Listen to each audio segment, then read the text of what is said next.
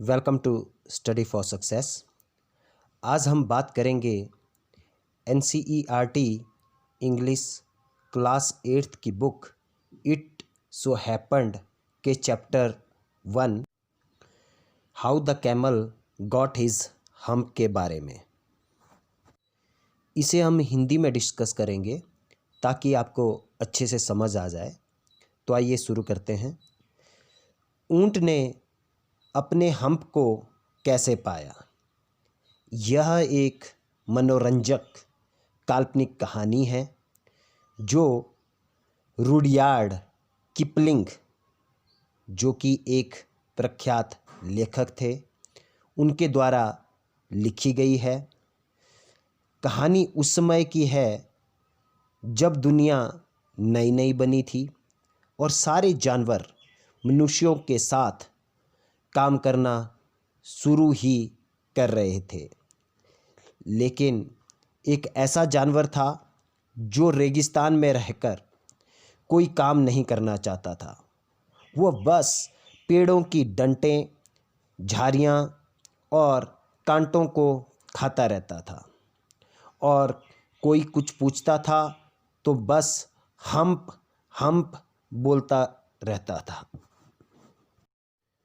उसकी ये बात जंगल में रह रहे दूसरे जानवरों को पसंद नहीं आई और वे उसे काम करने के लिए बनाने की कोशिश करने लगे।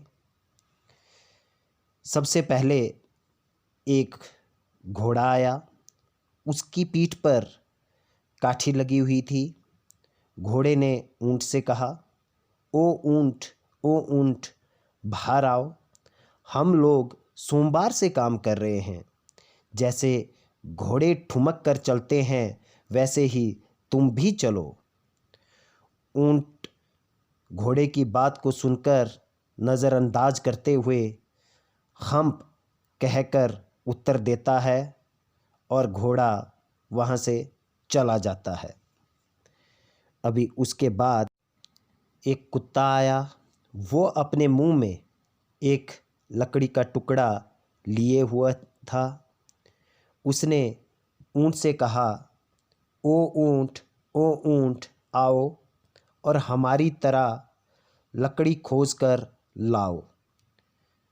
ऊंट ने फिर से वही जवाब दिया, हम्प, और चला गया।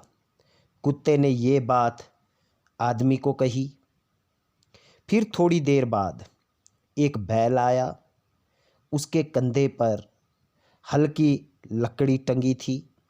उसने भी ऊंट को आवाज़ लगाई और अपने जैसे खेत जोतने को कहा। ऊंट का फिर वही जवाब था, हम्प। दिन के अंत में तीनों जानवर, घोड़ा, कुत्ता और बैल, आदमी के पास गए। आदमी ने कहा, हम्प कहने से काम नहीं चलेगा। ऊंट को तो यहाँ होना ही चाहिए, मतलब कि ऊंट को यहाँ पर लाया जाना चाहिए। क्योंकि ऊंट यहाँ नहीं आया है इसलिए उसे वहीं रहने देता हूँ। तुम लोगों को इसकी भरपाई के लिए दुगने समय तक काम करना पड़ेगा। तीनों जानवर इस बात पर बहुत गुस्सा हुए और वे जिनकी पंचायत में गए। ऊंट भी जुगाल खाता हुआ आया और बाकी जानवरों पर हंसा और फिर हम्प कहा।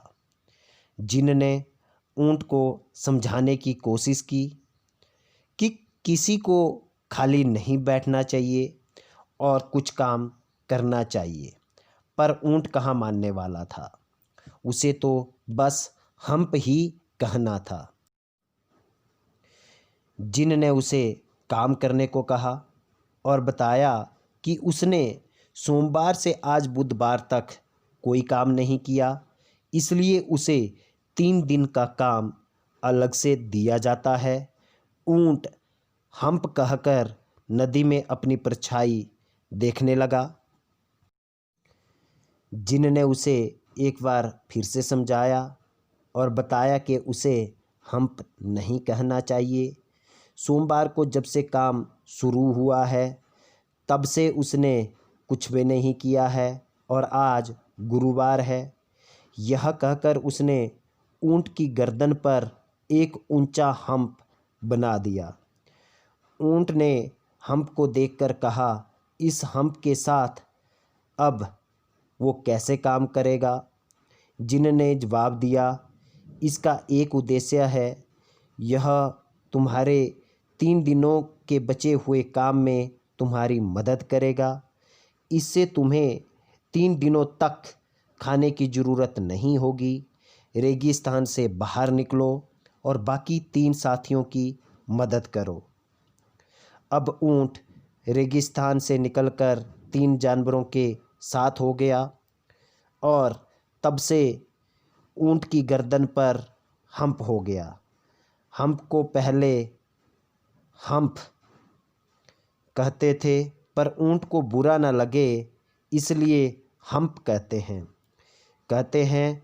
तब से ऊंट काम करना सीख गया, पर अभी तक वह अच्छे से बर्ताव करना नहीं सीख पाया है और उसके 3 दिनों का काम अभी तक पूरा नहीं हुआ है। तो ये थी हमारे how the camel got his hump chapter की समरी। मुझे उम्मीद है आपको ज़रूर समझ आई होगी। Thank you and have a nice day.